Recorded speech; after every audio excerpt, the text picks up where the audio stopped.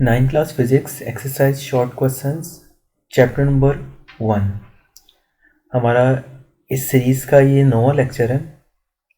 Last time हमने first chapter की MCQs को डिस्कस किया था और वहाँ पर हमने बात ख़त्म की थी।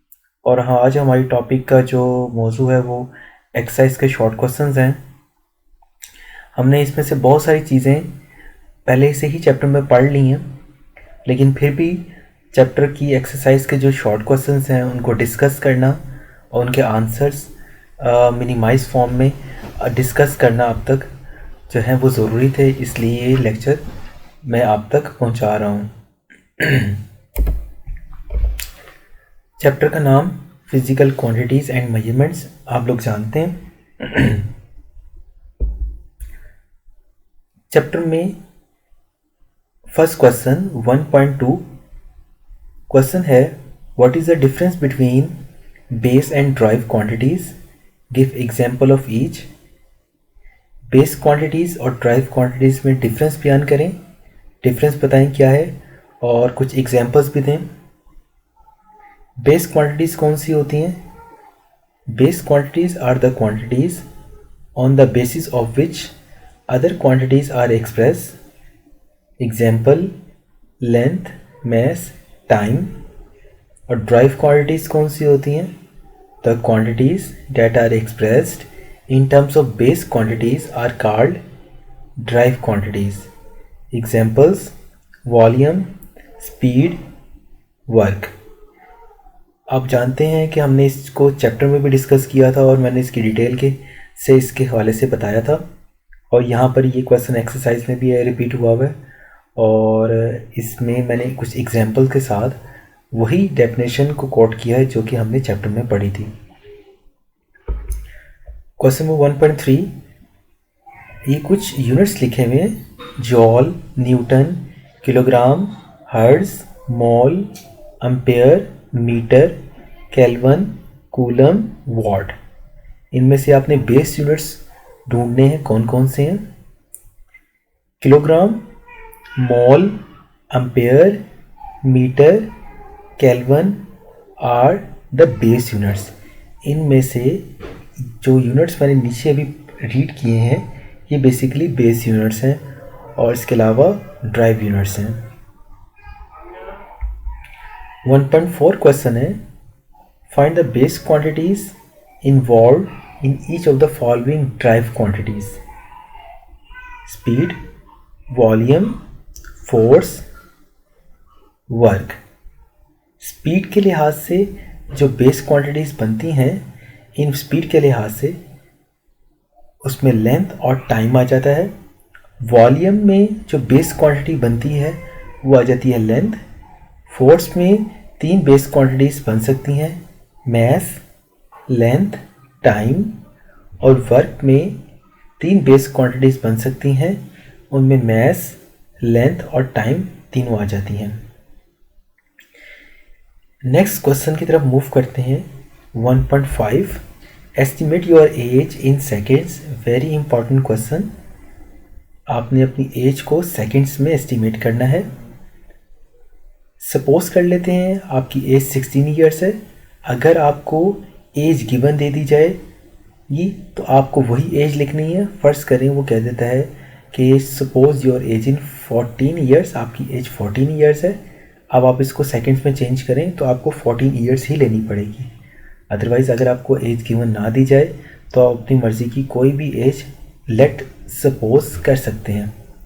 मैंने यहाँ पर सपोज कर लिया 16 ईयर्स एज। इसके अलावा कुछ बातें हमें पहले से पता होनी चाहिए कि 1 year equal to 365 days, 1 day equal to 24 hours, 1 hour equal to 60 minutes, 1 minute equal to 60 seconds. हम सबसे पहले 365 multiply by 24 multiply by 60 multiply by 60, इसको जब मल्टीप्लाई करवाएंगे तो हमारे पास आंसर आएगा 315,36,000।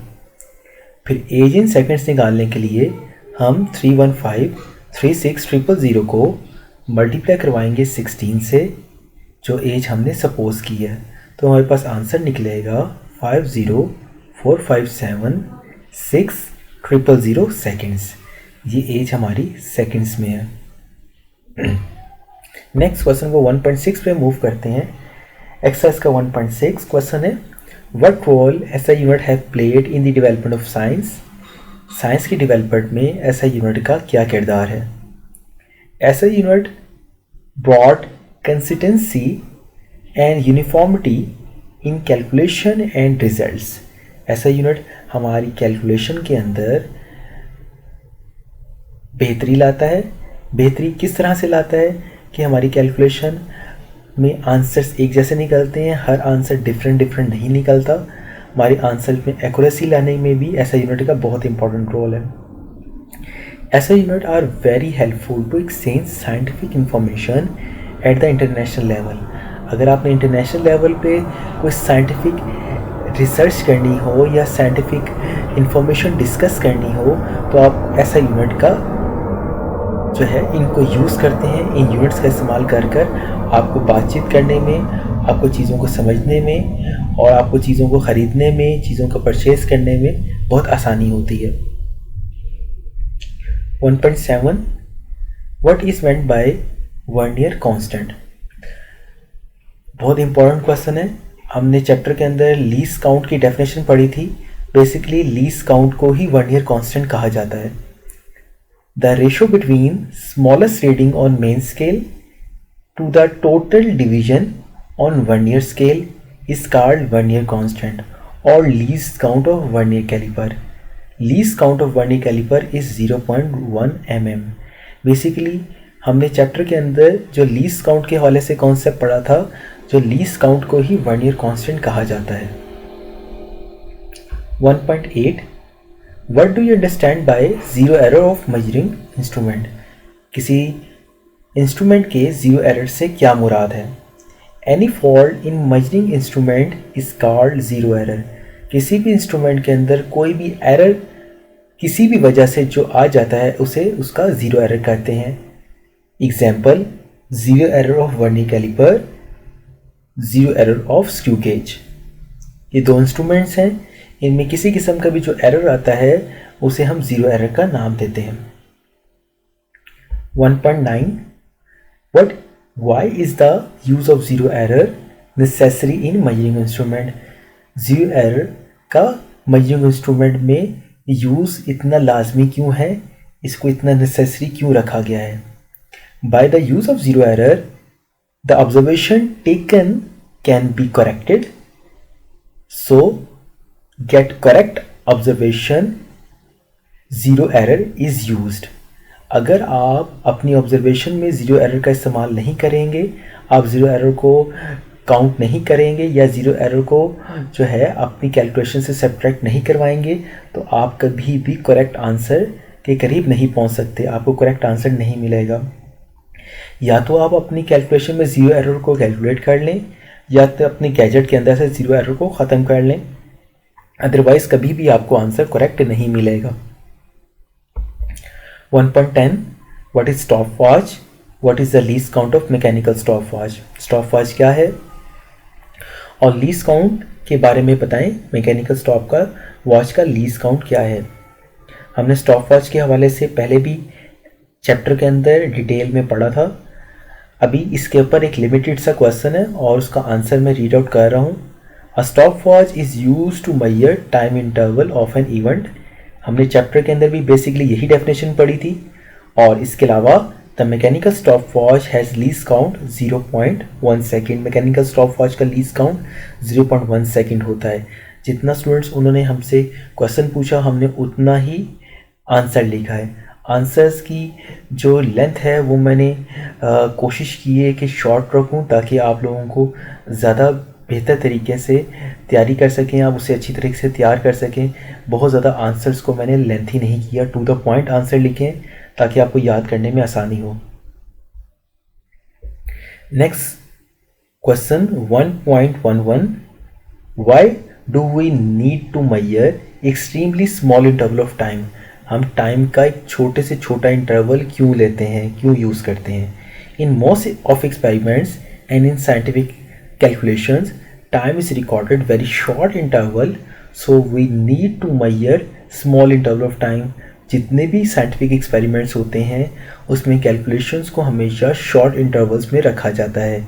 इसकी रीज़न ये होती है कि अगर इंटरवल लॉन्ग रखा जाएगा तो हमारी जो है कैलकुलेशन में वैल्यूज़ भी लार्जर में आएगी, और लार्जर वैल्यूज़ को जब आप कैलकुलेट करते हैं उसमें हमारे पास एरर के चांसेस बढ़ जाते हैं, यानी एरर आने के चांसेस बहुत ज़्यादा इंक्रीज़ कर जाते हैं.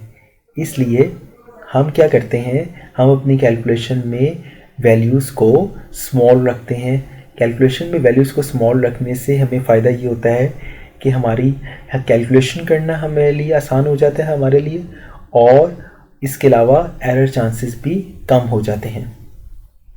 1.212 ये हमारा लास्ट क्वेश्चन है जिसमें हमने इसको डिस्कस कर रहे हैं. What is meant by significant figures of measurement. ये हमारे पास डेफिनेशन है. बेसिकली हमने चैप्टर में भी रीड आउट की थी definition. All accurately known digits and the first doubtful digit in measurement are called significant figures. It reflects the precision of measured value of physical quantity.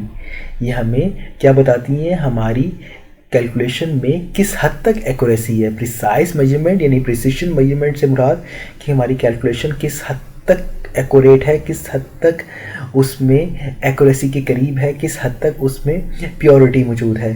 तो जितनी हमारे सिग्निफिकेंट फिगर्स होंगे उतनी ही हमारी कैलकुलेशन में accuracy आएगी. 1.13 How is precision related to the significant figures in measuring quantity? Precision is directly proportional to the significant figures in measured quantity. Question उसने ये पूछा था कि सिग्निफिकेंट फिगर्स और प्रिसिशन का आपस में क्या ताल्लुक है.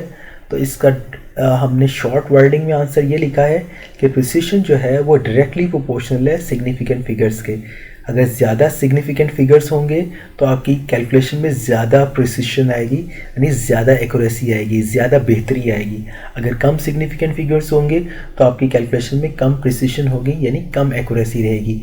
सो अगर आप चाहते हैं कि कैलकुलेशन में ज़्यादा प्रिसाइज कैलकुलेशन हो, ज़्यादा बेहतर हो, ज़्यादा एक्यूरेट हो, तो आप सिग्निफिकेंट फिगर्स की तादाद बढ़ा लें.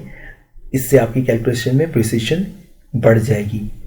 ये स्टूडेंट्स हमारी एक्सरसाइज का 1.13 क्वेश्चन था जिसको हमने डिस्कस किया.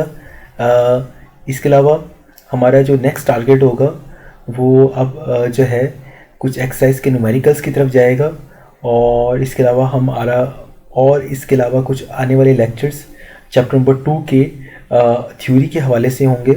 होपफुली आपको वीडियो पसंद आई होगी.